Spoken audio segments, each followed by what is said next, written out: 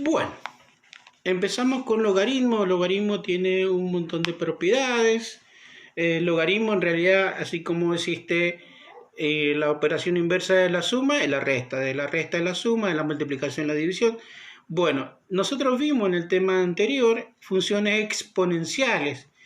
El logaritmo es la inversa de la función exponencial.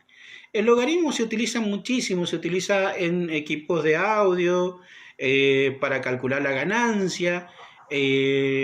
Bueno, lamentablemente por los tiempos y las cosas que suceden, no vamos a poder hablar mucho de eso, pero tenemos que saber calcular logaritmo, que es fundamental. Se utiliza mucho en la parte, como dijimos, en la parte de ganancia o en equipo de audio, para calcular tensiones, la relación de tensión-ganancia, la tensión, perdón, de entrada y de salida.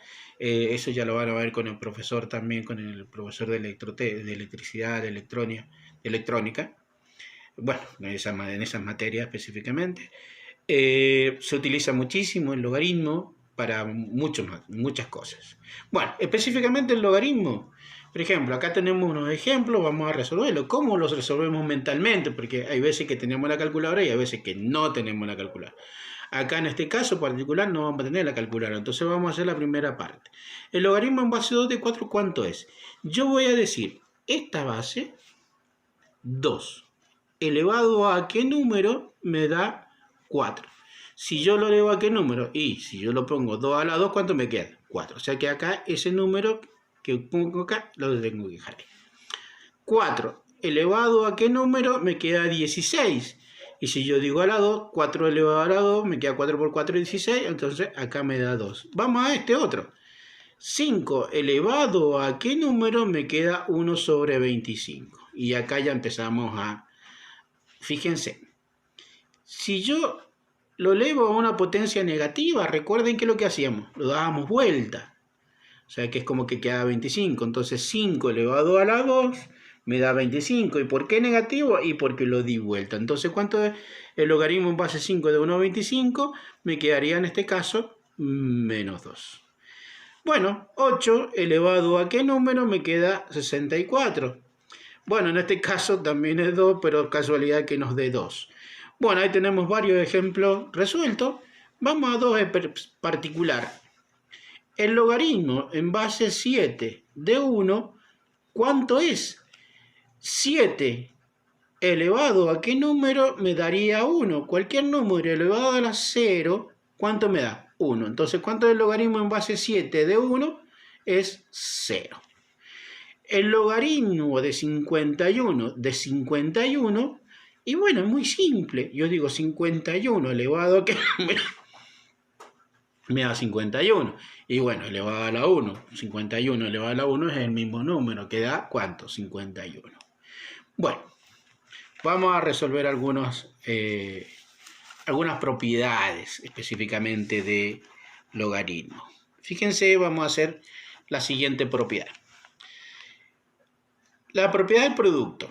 Si acá tengo el logaritmo en base 2 de 4 por 8, yo lo que voy a hacer, lo digo, el logaritmo en base 2 de 4, el producto se va a transformar más el logaritmo, es como dicen algunos, es como una distributiva, pero en realidad no es distributiva, pero bueno, es como que yo hago el logaritmo en base 2 de 4 y el logaritmo en base 2 de 8. Y acá en el medio pongo una suma. Y ahora digo, el logaritmo en base 2 de 4, ¿cuánto es? 2. El logaritmo en base 2 de 8, o sea, 2 elevado a qué número me daría 8, y elevado a la 3, porque 2 elevado a la 3 es 8.